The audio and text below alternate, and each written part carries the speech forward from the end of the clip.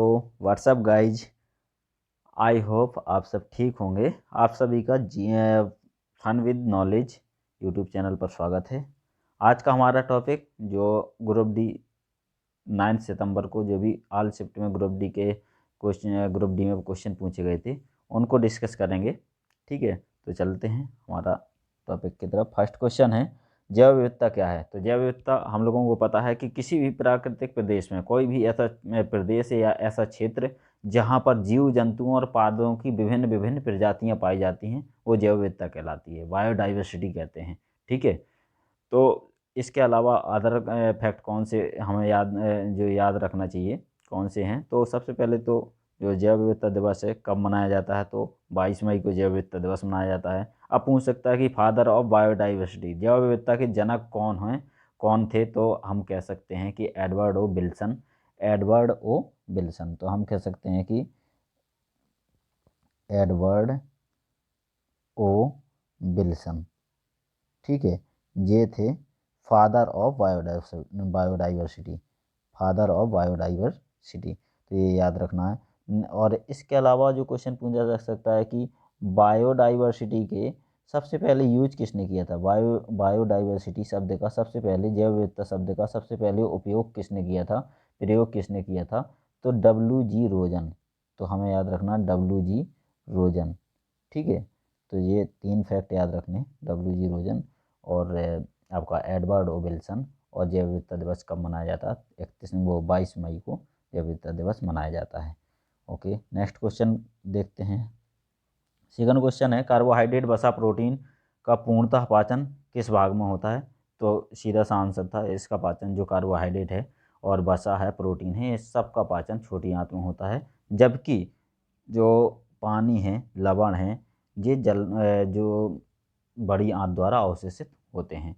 तो लवण व पानी ये बड़ी आंत द्वारा अवशोषित होते हैं, जबकि कार्बोहाइड्रेट, वसा व प्रोटीन छोटी आंत के द्वारा अवशोषित होते हैं। ठीक है, ब्लीचिंग पाउडर किससे प्राप्त होता है। तो हमें पता है ब्लीचिंग पाउडर को याद रखना, ब्लीचिंग पाउडर तो बिरंजक चूर्ण भी कहते हैं। सबसे पहले तो इसका फॉर्मूला हम लोगों को पता होना चाहिए।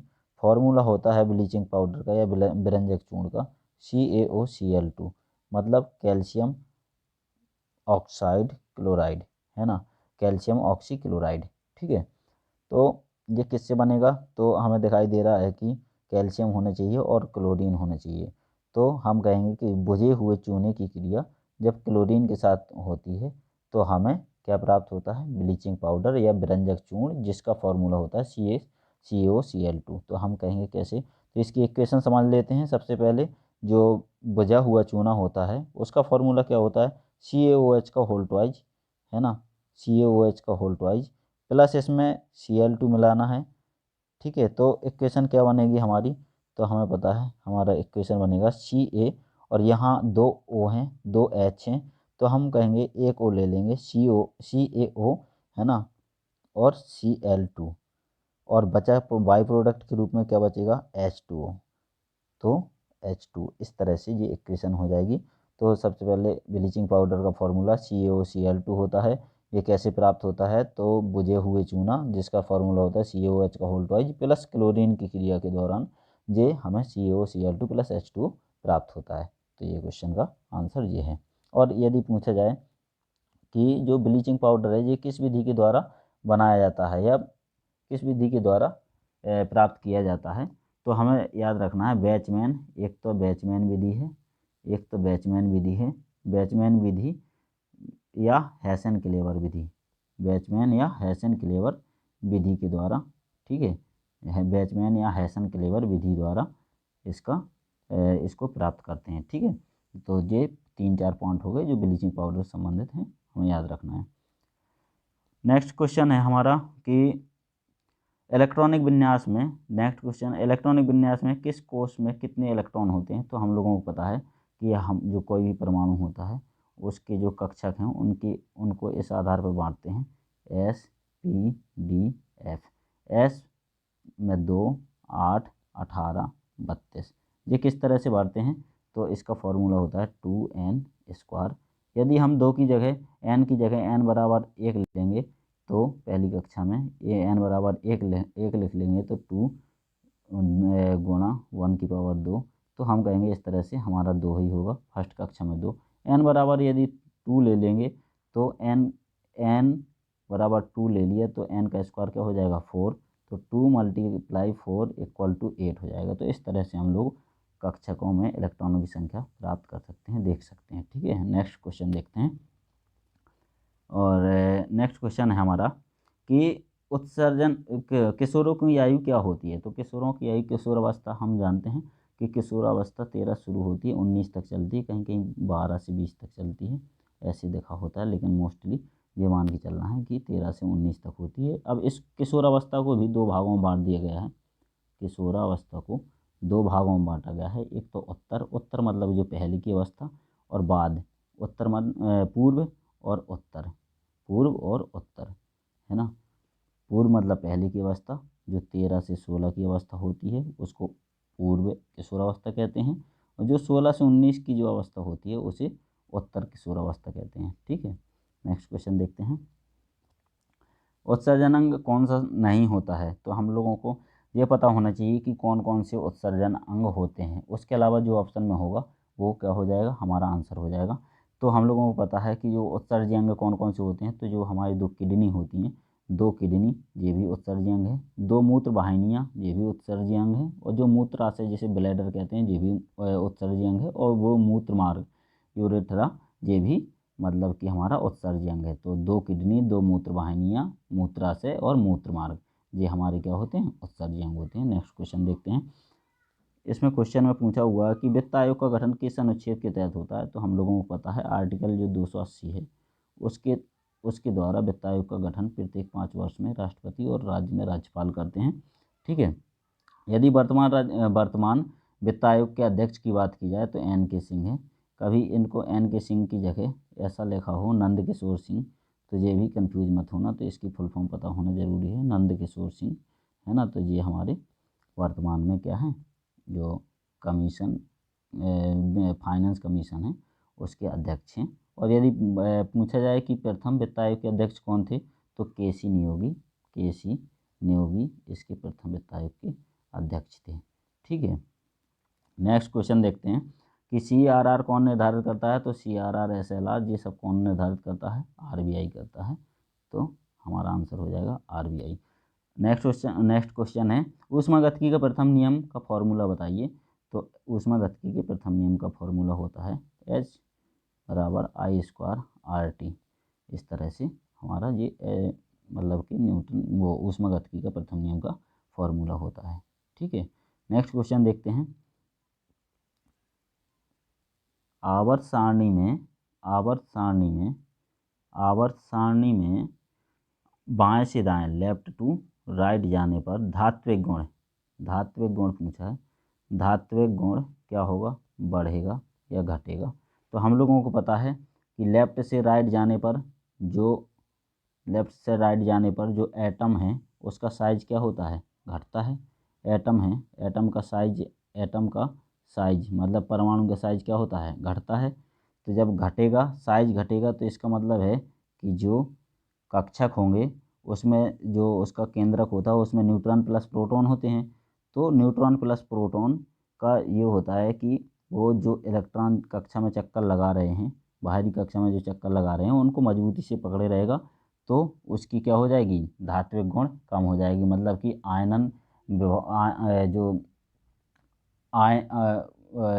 आयन देने की क्षमता है वो क्या हो जाएगी, कम हो जाएगी। इस तरह से याद रखते हैं। ठीक है, और ऊपर से नीचे अप टू डाउन जाने पर क्या हो जाएगी, बढ़ेगी। ठीक है, बढ़ेगी, अप टू डाउन जाने पर बढ़ेगी, मतलब ऊपर से नीचे जाने पर बढ़ती है और लेफ़्ट से राइट जाने पर घटती है। और इससे रिलेटेड और क्या क्या चीज़ें हैं जो हम लोग याद रख सकते हैं इस चीज़ को। एक तो धात्विक गुण हो गया, और दूसरा चीज़ हो गया परमाणु साइज भी हम लोगों ने समझ लिया। इलेक्ट्रोनेगेटिविटी भी समझ लेते हैं कि इलेक्ट्रोनेगेटिविटी क्या होगी। इलेक्ट्रोनेगेटिविटी मतलब कि विद्युत ऋणात्मकता लेफ्ट से राइट जाने पर विद्युत ऋणात्मकता क्या होगी, बढ़ेगी, है ना। और ऊपर से नीचे जाने पर ऊपर से नीचे जाने पर, अप से डाउन जाने पर बढ़ेगी, घटेगी सॉरी। मतलब विद्युत ऋणात्मकता है जो लेफ्ट से राइट जाने पर बढ़ेगी और ऊपर से नीचे जाने पर घटेगी। अब हम लोगों को पता है धात्विक गुण जो लेफ्ट से राइट जाने पर क्या होगा, घटेगा, और ये उसका जस्ट उल्टा है। ठीक है, क्या विद्युत ऋणात्मकता और विद्युत धनात्मकता का उल्टा है जस्ट। अब आती है बात आयनन विभव की। बात करें कि आयनन विभव का किस तरह का वो होता है, तो आयनन विभव में लेफ्ट से यदि आप राइट जाते हो, लेफ्ट से राइट जाते हो तो क्या हो जाएगी, बढ़ेगी, आयनन विभव क्षमता बढ़ेगी। ठीक है, और जो अप से डाउन जाते हो तो उसमें क्या होगी, घटेगी। ठीक है, अप से डाउन जाते हो, टॉप टू बॉटम जाओगे तो वो क्या हो जाएगी, घटेगी। ये क्या हो जाएगी, आयनन विभव। ये हो जाएगा आपका आयनन विभव। इस पर डिटेल से चर्चा कि आयनन विभव क्या होता है, विद्युत धनात्मकता, ऋणात्मकता, परमाणु साइज, इस पर एक पर्टिकुलर टॉपिक पे जब चर्चा होगी उस पर जो वीडियो लेके आऊँगा तो उस पर एकदम डिटेल और कंसेप्चुअल आपको पूरा अच्छे से समझाऊँगा। अभी हमारा क्वेश्चन आंसर का सीरीज है तो इसको पहले फिनिश करते हैं। नेक्स्ट देखते हैं कि महात्मा बुद्ध को ज्ञान प्राप्त कहाँ से हुआ था और प्रथम उपदेश कहाँ से दिया था। तो हम लोगों को पता है बोध गया में, बोध गया बिहार में जो पड़ता है वहाँ पर महात्मा बुद्ध को ज्ञान की प्राप्ति होती है, और निरंजना नदी के तट पर, निरंजना नदी के तट पर। और जो वृक्ष था उस वृक्ष ज्ञान प्राप्ति के बाद उस वृक्ष का नाम क्या हो गया था, बोधि वृक्ष, है ना। तो बोधि वृक्ष के नीचे ज्ञान की प्राप्ति हुई थी। और यदि बात की जाए इस जब प्रथम उपदेश कहाँ दिया था, तो जब ज्ञान प्राप्त हो गया महात्मा बुद्ध को तो सारनाथ में उन्होंने क्या किया था, प्रथम उपदेश दिया था सारनाथ में। और अंतिम उपदेश किसको दिया था, तो सुभद्र को अंतिम उपदेश दिया था, सुभद्र को अंतिम उपदेश दिया था। जब महात्मा बुद्ध को ज्ञान प्राप्त हो गया और उन्होंने जब उपदेश देना शुरू किया तो उस चीज़ को क्या कहलाते हैं, धर्म चक्र परिवर्तन। क्या कहते हैं, उस चीज़ को बौद्ध धर्म में कहते हैं धर्म चक्र परिवर्तन। ठीक है, और यदि पूछा जाए कि जब ज्ञान प्राप्त हुआ उसका प्रतीक चिन्ह क्या है, महात्मा बुद्ध को जब ज्ञान प्राप्त हुआ तो हमें यहीं से पता चल जाएगा प्रतीक चिन्ह धर्म चक्र परिवर्तन। तो धर्म चक्र हो जाएगा उसका प्रतीक। ठीक है, नेक्स्ट क्वेश्चन देखते हैं। इसको भी बहुत डिटेल में हम जो 5 मिनट का जो वीडियो होगा ना टॉपिक वाइज, तो उसमें हम इसको देख लेंगे बाकी जो अच्छे से। अब नेक्स्ट क्वेश्चन है, किसी तार की लंबाई को 5 गुना कर दिया जाए तो प्रतिरोध कितना होगा। अब हमें पता है आर, ये वाला क्वेश्चन है, अच्छा है, इसके आने के चांसेस भी हैं और रिपीट होने के चांसेस। तो याद रखना है, हम लोगों को पता है रेजिस्टेंस जो होता है ना, रो एल और अपॉन ए, ये फार्मूला होता है। अब इस फार्मूला को समझते हैं कि जो आर होता है अनुक्रमानुपाती होता है लंबाई के, और जो आर होता है, आर मतलब होता है प्रतिरोध या रेजिस्टेंट। ठीक है, जो ये होता है मतलब आर लंबाई की तो अनुक्रमानुपाती होती है, लेकिन जो एरिया होता है उसकी व्युत्क्रमानुपाती होती है। मतलब ये चीज़ को समझ लेते हैं अच्छे से कि लंबाई का तो जो हमारा आर है वो लंबाई के तो अनुक्रमानुपाती होगा, और जो आर इसके व्युत्क्रमानुपाती होगा, किसके, एरिया के। मतलब यदि लंबाई 2 गुना बढ़ाएंगे तो रेजिस्टेंस भी कितना होगा, 2 गुना बढ़ेगा।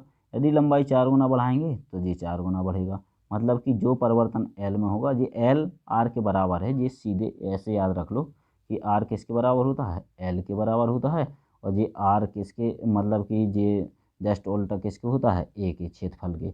मतलब कि यदि क्षेत्रफल बढ़ेगा तो ये घटेगा, यदि ये बढ़ेगा तो क्षेत्रफल घटेगा।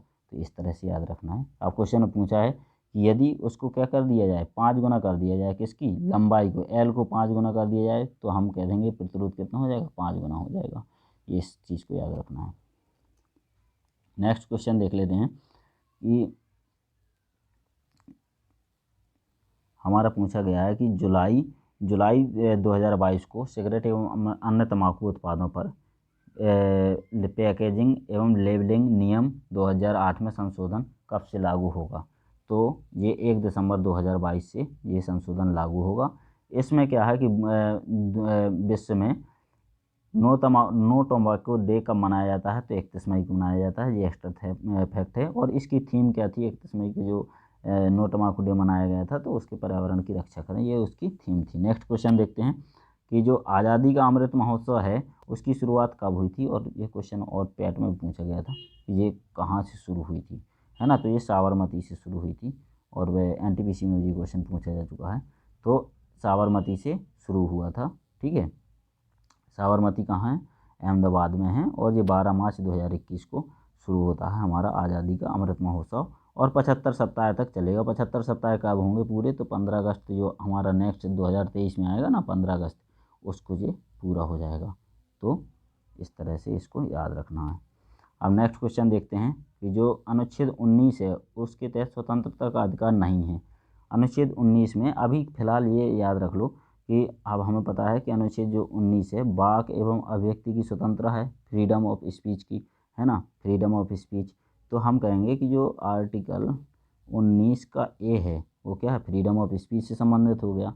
आप जब स्वतंत्र हो बोलने के लिए तो फिर क्या करेंगे, आप संघ बनाएंगे, ठीक है, संघ बनाएंगे 19 बी, फिर 19 सी सभा करेंगे, घूमने फिरने की स्वतंत्रता डी, है ना, और जी डी हो गया। और फिर उसके बाद आ जाता है आपका जो 19 ऐप था ना, वो था आपका किससे रिलेटेड, तो जो मतलब संपत्ति का अधिकार था उसको फिर 44वें कॉन्स्टिट्यूशन संविधान संशोधन के द्वारा, कॉन्स्टिट्यूशन अमेंडमेंट एक्ट 1978 के द्वारा उसको हटा दिया गया था। इस तरह से हम कह सकते हैं कि जो हमारा अनुच्छेद कौन सी स्वतंत्रता का अधिकार नहीं है, तो जो आर्टिकल 19 ऐप में जो संपत्ति का अधिकार था उसको 44वें संविधान संशोधन 1978 के तहत समाप्त कर दिया गया है, तो वो हमारा अनुच्छेद 19 में नहीं है, ठीक है।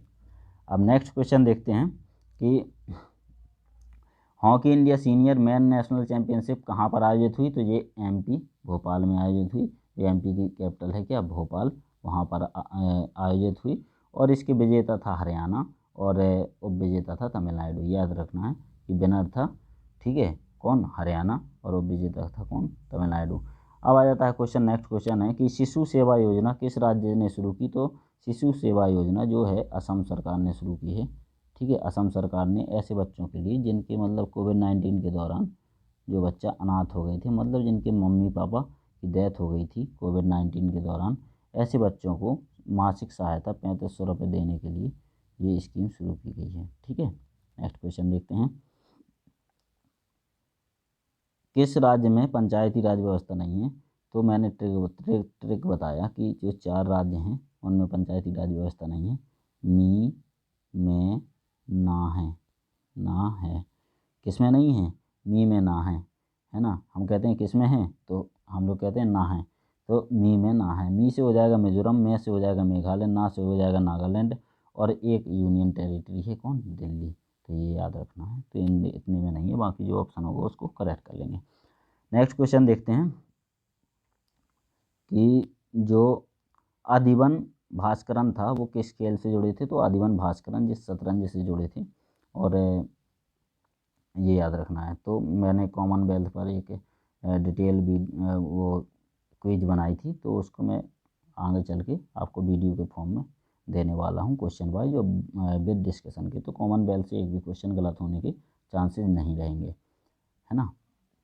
तो हम लोगों को ये बस खाली अभी इतना याद रख लीजिए कि ये जो आदिवन भास्करन था वो शतरंज से जुड़ा हुआ था और तमिलनाडु का था, है ना। नेक्स्ट क्वेश्चन आ जाता है आपका कि नेक्स्ट क्वेश्चन आता है कि विज्ञान एवं इंजीनियरिंग के क्षेत्र में पद्म श्री पुरस्कार 2022 में किस महिला को मिला, तो वो पूछ रहा है विज्ञान एवं साइंस एंड इंजीनियरिंग के क्षेत्र में कौन सी महिला है जिसको मतलब कि ये 2022 का पद्मश्री दिया गया है। अब 107 लोगों को दिया गया है, तो अब आप कहेंगे कि क्या 107 लोगों को ही याद करना है क्या, नहीं, इसमें से कुछ लोग हैं जो कि स्पोर्ट्स से रिलेटेड हैं, उनको याद करना है। बाकी इस पर भी मैं बहुत डिटेल वीडियो 5 मिनट का लेके आऊँगा, उसको भी देख लेना है, ठीक है। तो उसमें पद्म विभूषण, पद्मश्री और पद्म भूषण, इन जो पद्म पुरस्कार हैं उनके बारे में मैं बताऊंगा किस किस को याद रखना है, कैसे याद रखना है, ठीक है। अब इसको पूछा क्यों है, तो पूछा इसलिए भाई साहब क्योंकि विज्ञान एवं इंजीनियरिंग के क्षेत्र में जो अन्य लोगों को जो पुरस्कार दिए गए हैं पद्मश्री पुरस्कार, उनमें से एकमात्र महिला सुश्री संघमित्रा बंदोपाध्याय ही थी, इसलिए इसको पूछ लिया गया है, ठीक है। तो ये किससे संबंधित हैं? तो मतलब कि ये पश्चिम बंगाल की हैं और सुश्री संघमित्रा बंदोपाध्याय, है ना। नेक्स्ट क्वेश्चन देखते हैं। हाँ, इतना और याद रख लीजिए कि विभूषण, जो पद्म विभूषण 2022 में 4 लोगों को दिया गया, और पद्म भूषण कितने लोगों को दिए गए? 17 लोगों को दिया गया, और जो पद्म श्री है वो 107 लोगों को दिया गया। नेक्स्ट क्वेश्चन देखते हैं। अवतल दर्पण। अवतल दर्पण में एफ और यू बराबर, एफ बराबर 12 और एफ यू बराबर 6 और बी बराबर, बी की स्थिति क्या होगी? तो हम लोगों को पता है ये फॉर्मूला होता है दर्पण के लिए 1/f बराबर 1/b प्लस 1/u। मतलब कि जो प्लस होता है वो दर्पण के लिए होता है, लेंस के लिए नेगेटिव होता है, माइनस होता है। बस इस फॉर्मूला में रखेंगे और आंसर आ जाएगा। नेक्स्ट वीडियो में इसका भी 5 मिनट का लेके आऊँगा कि जो दर्पण है और लेंस है, दोनों की स्थितियों के बीच कैसा प्रतिबिंब बनता है ना, कैसा बनता है, कब बनता है, ये सारी चीज़ें उसमें 5 मिनट की वीडियो में होगी, और एक भी कन्फ्यूजन नहीं रहेगा उसमें। ना तो कभी अवतल दर्पण का और ना ही कभी उत्तल दर्पण, अवतल दर्पण, उत्तल लेंस से रिलेटेड कोई भी क्वेश्चन गलत होगा कि वस्तु इसके बीच में रखी है, फोकस और अनंत के बीच में रखी है, या फिर पोल और फोकस के बीच में रखी है, या फिर सेंटर पे रखी है, कहाँ पे रखी है, ये सब चीज़ें मतलब कि उसमें सारी चीज़ें क्लियर हो जाएंगी। तो नेक्स्ट क्वेश्चन देखते हैं। अभी फ़िलहाल को याद रखना है ये फॉर्मूला आपको। नेक्स्ट क्वेश्चन देखते हैं। किसी माध्यम का अपवर्तनांक √3 है और आपतन कोण कितना है? 60 है। तो यहाँ पर साइन रूल लगेगा, है ना, स्नेल का नियम लगेगा, जिसे मतलब कि sine i upon sine r equal to अपवर्तनांक होता है। ठीक है, अपवर्तनांक होता है, तो अपवर्तनांक तो हमें दिया है √3 और आपतन कोण दिया है, आई का मान दिया है कितना? 60। तो साइन 60 का मान कितना होता है? हम लोग बता देंगे कि भाई √3/2 होता है। √3 से √3 कट जाएगा, अपन में ये क्या है? साइन आर है। बस साइन आर यहाँ से निकाल लेंगे, √3 से √3 कट जाएगा, साइन आर बराबर आएगा 1/2, और साइन आर बराबर आ जाएगा 1/2 किसका मान होता है? तो 30 का होता है। आर बराबर आप कह दोगे 30 होता है। हो गया। नेक्स्ट, अब ऐसे ही ये नेक्स्ट क्वेश्चन भी आ गया कि भाई जो क्वेश्चन है कि 10 ओम हमें पता है कि प्रतिरोध का मात्रक क्या होता है? ओम। तो जहाँ भी ओम लिखा होगा आप समझ जाएंगे कि प्रतिरोध की बात की जा रही है। ठीक है, तो 10 ओम के 2 प्रतिरोध, 10 ओम के एक जे प्रतिरोध है और एक जे प्रतिरोध है। मतलब इसको क्या कह रहा है? ये समांतर क्रम में जुड़े हुए हैं। कोई धारा आई है तो ये 10 ओम का ये है और 10 ओम का ये है। तो ये बताइए, अब यदि बात की जाए तो इस धारा पर कितना, जो ये धारा आई है इस पर टोटल कितना मतलब कि प्रतिरोध हो गया? चूँकि 2 प्रतिरोध लगे हुए हैं तो हम कहेंगे कि वो समांतर के लिए होता है 1/10 प्लस 1/10, मतलब कि 1/R1 प्लस 1/R2, जितने भी मतलब कि प्रतिरोध होते हैं वो 1/ इस तरह से होते हैं। ठीक है, क्योंकि उसमें धारा क्या हो जाती है? बढ़ जाती है समांतर क्रम में। तो इस तरह से हमें याद रखना है। अब हम यहाँ से निकाल लेंगे क्या? आई बराबर निकाल लेंगे। आई बराबर हमारा कितना आएगा? 1/I बराबर निकाल लेंगे। 1/I बराबर कितना आएगा? मतलब कि 2/10 1/5, मतलब आई बराबर आ जाएगा 5। ऐसे आई बराबर निकल आने के बाद हम क्या करेंगे? फिर इसमें आई बराबर निकल आया तो फिर बी बराबर आई आर वाला फॉर्मूला रखेंगे, बी बराबर आई आर। अब हमें पता है, आई पता है। अब हमारा टोटल प्रतिरोध कितना हो गया? टोटल प्रतिरोध है तो हमारा, सॉरी, यहाँ पर जो 5 निकला था ना, वो क्या था? रेजिस्टेंस तो निकाल रहे थे कि हम टोटल प्रतिरोध कितना है, तो टोटल रेजिस्टेंस कितना हो गया? यहाँ पर 5 है, समांतर में जुड़ा है, उनका रेजिस्टेंस कितना है? 5 था। और फिर जो श्रेणी क्रम में एक लगा हुआ है एक्स्ट्रा, है ना, जिसकी बात कर रहा है कि वो एक अन्य प्रतिरोध है जो 10 ओम का, वो श्रेणी क्रम में जुड़ा है। तो टोटल अब प्रतिरोध कितना हो गया? 15। तो हम कहेंगे कि यहाँ आर की वैल्यू 15 रखेंगे, आई की वैल्यू निकाल लेंगे, और बी की वैल्यू दिया है 6। ठीक है, अब रख देंगे तो यहाँ से आई की वैल्यू निकल आएगी। और फिर पी बराबर होता है वी इंटू आई, क्योंकि पावर निकालना है ना, तो पी बराबर वी इंटू आई रख देंगे। तो यहाँ से ये फॉर्मूला, यहाँ से पी का मान निकल आएगा। नेक्स्ट क्वेश्चन देखते हैं।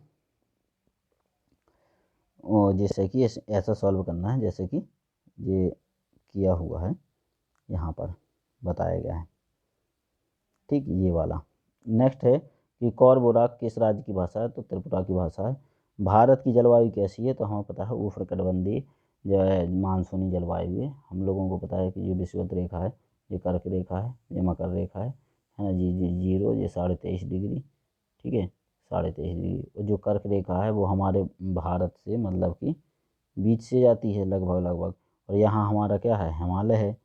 तो और इसके ऊपर क्या है, शीतोष्ण कटिबंधीय है ना, शीतोष्ण मौसम है। और यहाँ पर क्या है, ये वाली पेटी है जो उष्ण कटिबंधीय। तो हमारा जो हिमालय है ना, वो शीतोष्ण हवाओं को, शीत हवाओं को रोक देता है वहीं पे, इसलिए हमारा जो भारत है वो किसके प्रभाव में ज़्यादा रहता है, तो उष्ण कटिबंधीय जलवायु के प्रभाव में ज़्यादा रहता है। इसलिए हम कहते हैं कि हमारे देश की जलवायु कैसी है, उष्ण कटिबंधीय मानसून प्रकार की है। ठीक है, नेक्स्ट क्वेश्चन देखते हैं कि अवतल दर्पण में पी और एफ के बीच वस्तु का प्रतिबिंब कैसा बनेगा। तो ये अभी याद रख लीजिए, मैंने बताया इस पर डिटेल वीडियो आऊँगा, 5 मिनट का लेके आऊँगा, उसमें सारी चीज़ें क्लियर हो जाएंगी। अभी सिर्फ इतना याद रख लीजिए कि अवतल दर्पण में यदि फोकस और पोल के बीच में कोई भी व्यक्ति, वो कोई भी वस्तु रखी हुई है, तो उसका प्रतिबिंब कहाँ बनेगा, तो पीछे बनेगा, आभासी बनेगा, बड़ा बनेगा और सीधे बनेगा। ठीक है, नेक्स्ट क्वेश्चन देख लेते हैं। नेक्स्ट क्वेश्चन है हम लोगों का कि विरंजक चूर्ण का उपयोग कहाँ नहीं किया जाता है। तो देख लीजिए कहाँ कहाँ किया जाता है, अपने आप पता चल जाएगा कि कहाँ नहीं किया जाता है। तो सबसे पहले तो विरंजक चूर्ण का सूत्र क्या होता है और कैसे प्राप्त करते हैं, तो हम लोगों ने ये देखा है, पहले ही ये क्वेश्चन पढ़ चुके हैं। PCA जो कैल्शियम बुझा हुआ चूना होता है, कैल्शियम हाइपोक्लोराइड है ना, सॉरी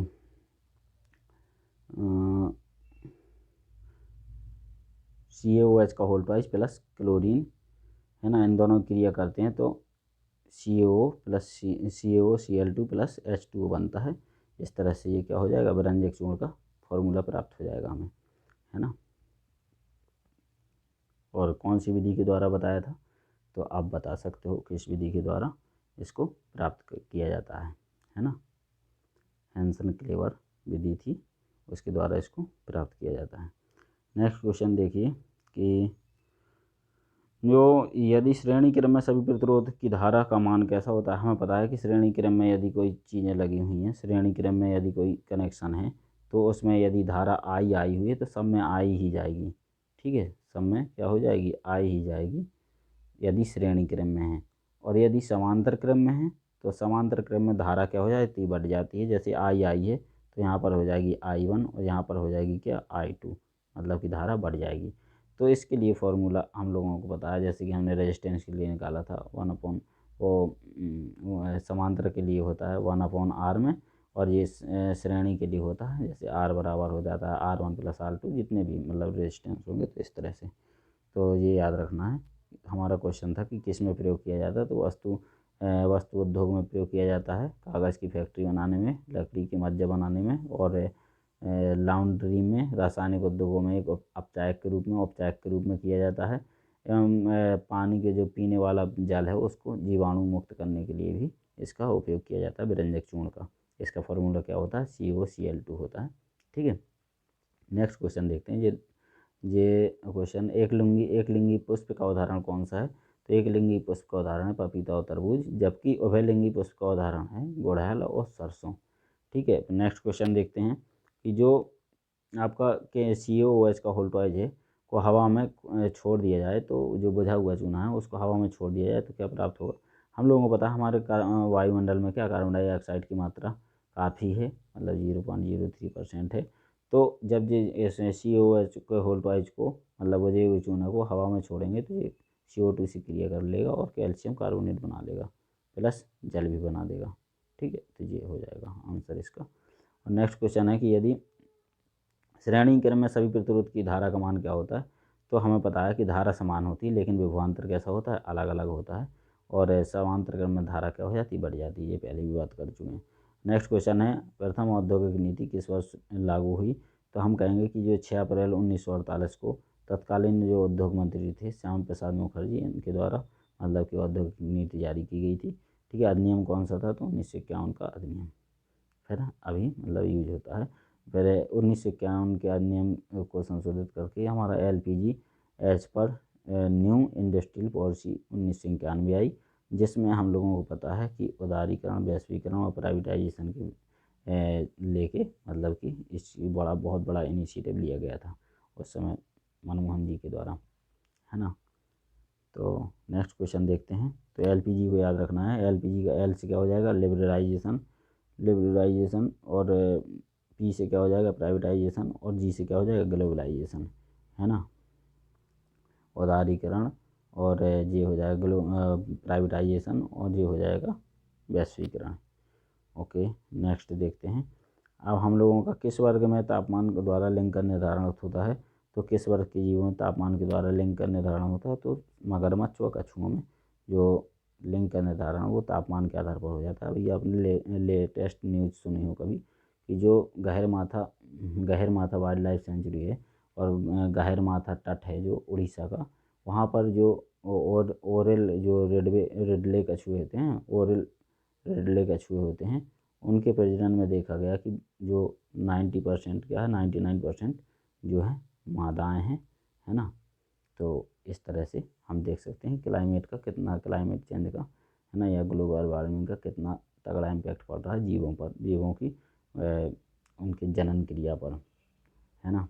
नहीं तो वैसे नॉर्मल टेम्परेचर होने से 50% का रेशियो रहता है, 50% मेल और 50% फीमेल, इस तरह से, है ना। तो नेक्स्ट क्वेश्चन देखते हैं कि मणिकरण जो भूतापी पावर प्लांट है ये कहाँ पर है। तो ये हिमाचल प्रदेश में है, ये याद रखना।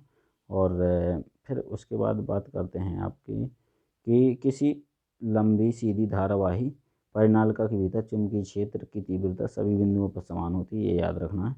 और आवर्त सारणी में तत्वों की संख्या पूछ रहा है। तो आवर्त सारणी हमें पता है कि जो प्रथम आवर्त होता है उसमें 2 होते हैं, फिर दूसरे और तीसरे आवर्त में 8 होते हैं, फिर तीसरे और चौथे और पाँचवें आवर्त में क्या होते हैं, 18 होते हैं, और फिर छठवें और सातवें आवर्त में कितना होते हैं, 32।